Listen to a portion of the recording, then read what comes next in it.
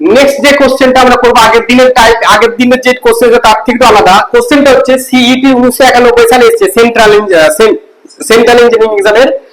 সেখানে এ আর বি দুটো ভেক্টর আছে, এটা ভেক্টর পরস্পর লম্ব। আচ্ছা, দুটো ভেক্টর যদি লম্বর কথা বলে আর সেখান থেকে যদি কোনো একটা সংখ্যার মান নির্ণয় করতে নেয়, তো সেখানে আমাদের ডট প্রোডাক্ট করতে হয়।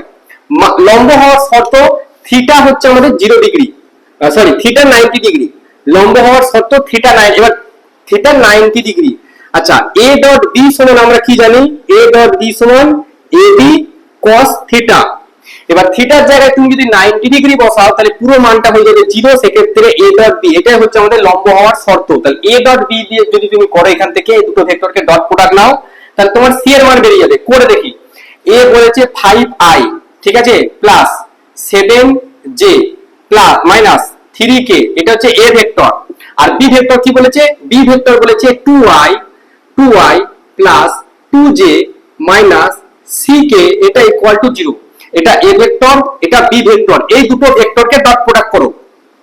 5 দুগুণে 10, আচ্ছা 7 দুগুণে প্লাস 14, আচ্ছা এটাও মাইনাস এটাও মাইনাস, তাহলে আলটিমেটলি প্লাসই হবে। তাহলে 3k, তাহলে 3k এটা সমান 0।